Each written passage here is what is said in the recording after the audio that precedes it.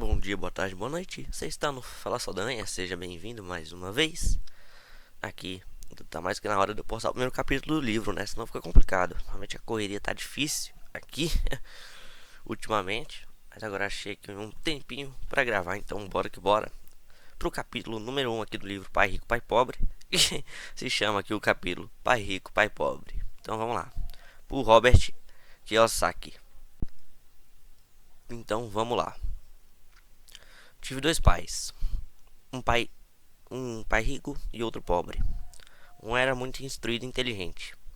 Tinha um PhD e fizeram um curso universitário de graduação, com duração de 4 anos, em menos de 2. Foi então para a Universidade de Stanford, para a Universidade de Chicago e para a Northwestern University, sempre com bolsa de estudos. O outro pai nunca concluiu o segundo grau. Ambos foram homens bem-sucedidos em suas carreiras e trabalharam arduamente durante toda a vida.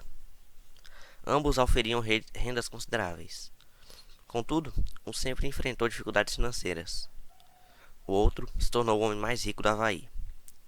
Um morreu deixando milhões de dólares para sua família, para instituições de caridade e para sua igreja. O outro deixou contas a pagar. Ambos eram homens fortes, carismáticos e influentes. Ambos me ofereceram conselhos, mas não aconselharam as mesmas coisas. Ambos acreditavam firmemente na instrução, mas não sugeriram os mesmos estudos. Se eu tivesse tido um pai rico, se eu tivesse tido um único pai, teria tido de aceitar ou rejeitar seus conselhos. Tendo dois, tive a escolha entre pontos de vista contrastantes. A visão de um homem rico e a visão de um homem pobre. Em vez de aceitar ou rejeitar simplesmente um desses pontos de vista, me descobri pensando mais, comparando-os e escolhendo por mim mesmo. O problema é que o homem rico ainda não era rico e o homem pobre ainda não era pobre. Ambos estavam no início de suas carreiras e lutavam por dinheiro e pela família, mas tinham ideias muito diferentes sobre o dinheiro. Por exemplo, um dos pais dizia: o amor ao dinheiro é a raiz de todo mal. O outro: a falta de dinheiro é a raiz de todo mal. Quando garoto, a influência de dois pais, ambos homens fortes, era uma situação complicada. Eu queria ser um bom filho e ouvia, mas os dois pais não falavam a mesma língua. O contraste entre suas ideias, especialmente no que se referia ao dinheiro, era tão extremo que eu ficava curioso e intrigado. Comecei a pensar profundamente sobre o que cada um deles dizia. Muito do meu tempo era gasto refletindo, fazendo-me perguntas como: por que ele fala isso? A respeito das afirmações dos pais. Teria sido muito mais simples falar: sim, ele está certo, concordo com isso. Ou simplesmente rejeitar o ponto de vista dizendo: o velho não sabe do que está falando. Porém, tendo dois pais que eu amava, fui forçado a pensar e a escolher um dos caminhos para mim mesmo. Esse processo de escolher por mim mesmo se mostrou muito valioso no longo prazo. Não se tratou simplesmente da aceitação ou da rejeição de um único ponto de vista. Uma das razões pelas quais os ricos ficam mais ricos, os pobres mais pobres e a classe média luta com as dívidas é que o assunto dinheiro não é ensinado nem em casa nem na escola. Muitos de nós aprendemos sobre o dinheiro com nossos pais.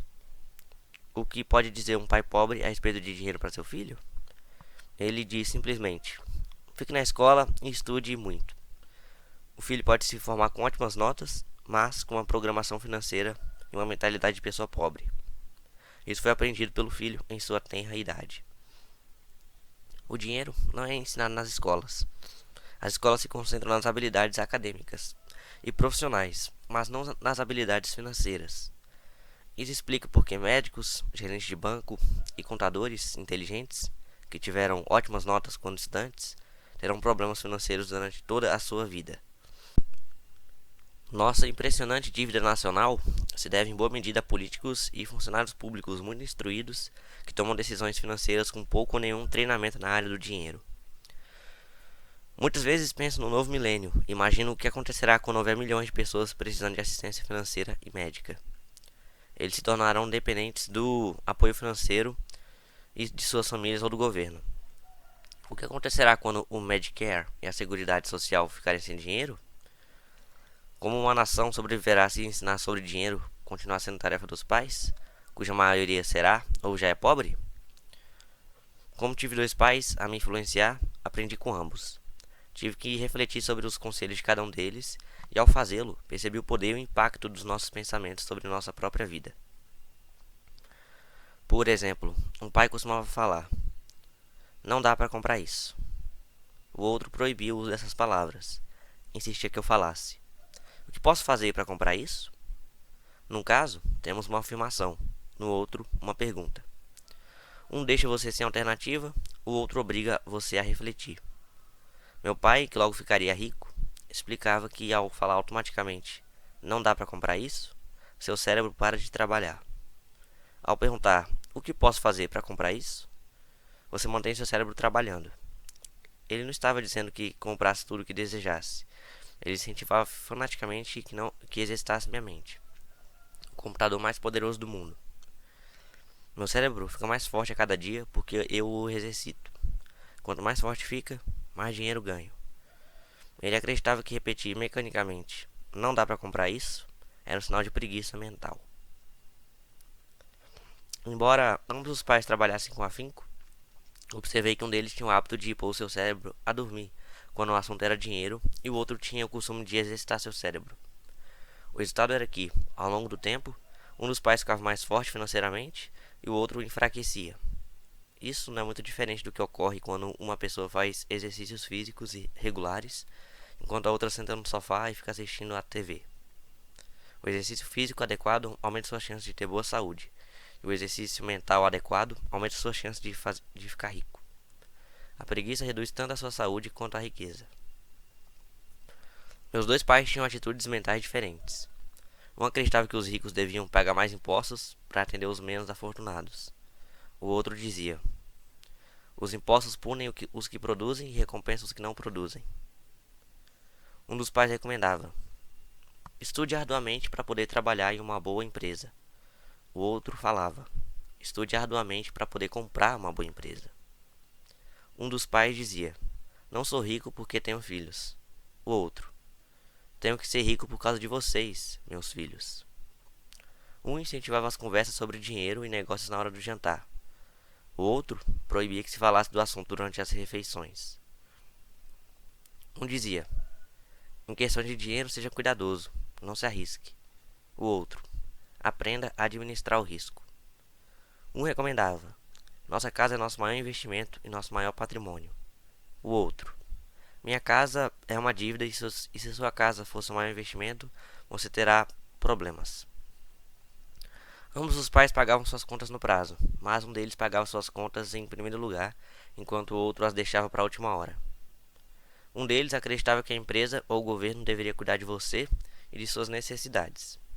Estava sempre preocupado com aumentos salariais, planos de aposentadoria, benefícios médicos, licenças de saúde, férias e outros benefícios. Ele ficava impressionado com dois de seus tios que foram para o exército e se aposentaram, com vários benefícios após 20 anos de serviço ativo. Ele adorava a ideia de assistência médica e serviços de reembolso de alimentos que os militares ofereciam a seus aposentados. Ele também se empolgava com as cátedras vitalícias do sistema universitário. A ideia de estabilidade no emprego e benefícios trabalhistas lhe parecia às vezes mais importante do que o próprio emprego. Dizia frequentemente: "Trabalhei muito para o governo, mereço essas mordomias." O outro pai acreditava na total autossuficiência financeira. Ele sempre se manifestava contra a mentalidade dos direitos e falava que isso estava criando pessoas fracas e financeiramente necessitadas. Ele dava muita ênfase à competência financeira. Um dos pais lutava para poupar alguns poucos dólares. O outro simplesmente criava investimentos. Um pai me ensinou a escrever um currículo impressionante para que eu pudesse encontrar um bom emprego. O outro me ensinou a fazer sólidos planos financeiros e de negócios de modo que eu pudesse criar empregos. Ter dois pais fortes me proporcionou o luxo de observar o impacto de diferentes formas de pensar sobre a própria vida. Observei que as pessoas moldam suas vidas por meio de seus pensamentos. Por exemplo, meu pai pobre sempre me dizia: "Nunca vou ficar rico." E isso acabou acontecendo. Meu pai rico, por outro lado, Sempre se referia a si próprio como sendo rico. Ele dizia coisas como: sou um homem rico e pessoas ricas não fazem isso. Mesmo que estivesse totalmente quebrado após um revés financeiro, ele continuava a se considerar um homem rico. Ele se justificava dizendo: há uma diferença entre ser pobre e estar quebrado. Estar quebrado é algo temporário. Ser pobre é algo eterno. Meu pai pobre dizia: não ligo para o dinheiro ou o dinheiro não é importante. Meu pai rico sempre dizia: dinheiro é poder. O poder de nossos pensamentos nunca poderá ser medido ou avaliado, mas desde jovem se tornou óbvio para mim a tomada de consciência de meus pensamentos e da forma como me expressava. Observei que meu pai pobre não era pobre por causa do dinheiro que ganhava, que era bastante, mas por causa de seus pensamentos e ações. Quando garoto, tendo dois pais, me tornei consciente de que deveria ser cuidadoso com os pensamentos que decidisse adotar como meus. A quem ouviria? A meu pai rico ou a meu pai pobre? Embora ambos tivessem um enorme respeito pela educação e pelo aprendizado, eles discordavam quanto ao que era importante aprender. Um queria que eu estudasse arduamente, me formasse e conseguisse bom emprego para trabalhar pelo dinheiro. Ele queria que eu estudasse para me tornar um profissional, um advogado ou um contador, ou que fosse para uma faculdade de administração para obter um MBA. O outro me incentivava a estudar para ficar rico, para entender como funciona o dinheiro e para aprender como fazê-lo trabalhar para mim. Não trabalho por dinheiro, costumava repetir uma e outra vez. O dinheiro trabalha para mim. Com 9 anos, resolvi ouvir e aprender com meu pai rico tudo sobre dinheiro. Optei por não dar ouvidos a meu pai pobre, mesmo que fosse ele quem possuísse todos os títulos universitários. Aqui vamos ao tópico Uma lição de Robert Frost. Robert Frost é meu poeta favorito. Embora eu goste muito de suas poesias, a minha preferida é The Road Not Taken. Quase todos os dias recorro às suas lições. Vou pular aqui a poesia, porque ela está toda em inglês. Aí aqui na descrição eu posto para vocês, caso vocês tenham curiosidade de ler. Aqui a poesia do Robert Frost de 1916. Continuando. E isso fez toda a diferença. No correr dos anos, pensei muitas vezes no poema de Robert Frost. Ao escolher não dar atenção aos conselhos e atitudes quanto a dinheiro de meu pai muito instruído, tomei uma decisão dolorosa, mas foi uma decisão que determinou o resto de minha vida. Com a decisão de quanto a quem dá ouvidos, teve início minha educação sobre dinheiro. Meu pai rico me deu lições ao longo de um período de 30 anos, até que cheguei aos 39 anos de idade.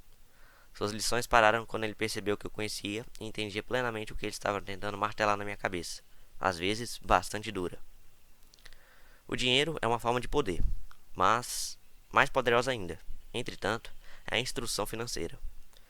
O dinheiro vem e vai, mas se você tiver sido educado quanto ao funcionamento do dinheiro, você adquire poder sobre ele e pode começar a construir riqueza. O motivo pelo qual o simples pensamento positivo não funciona é porque a maioria das pessoas foi à escola e nunca aprendeu como o dinheiro funciona, e assim passam suas vidas trabalhando por ele. Como comecei com apenas 9 anos, as lições que meu pai rico me ensinou foram simples. E quando tudo foi dito e tudo foi feito, encontramos apenas 6 lições, repetidas ao longo de 30 anos. Este livro trata dessas 6 lições, expostas da maneira mais simples possível, da forma como meu pai rico as passou para mim. Essas lições não pretendem ser respostas e sim marcos. Marcos que ajudarão você e seus filhos a enriquecerem. Não importa o que aconteça em um mundo de crescente mudança e incerteza. Aí aqui, antes do final do capítulo, a gente tem as lições. Lição número 1. Os ricos não trabalham pelo dinheiro. Lição número 2. Para que a alfabetização financeira? Lição 3. Cuide de seus negócios. Lição número 4. A história dos impostos e o poder da sociedade anônima. Lição 5. Os ricos inventam dinheiro. Lição 6. Trabalhe para aprender. Não trabalhe pelo dinheiro.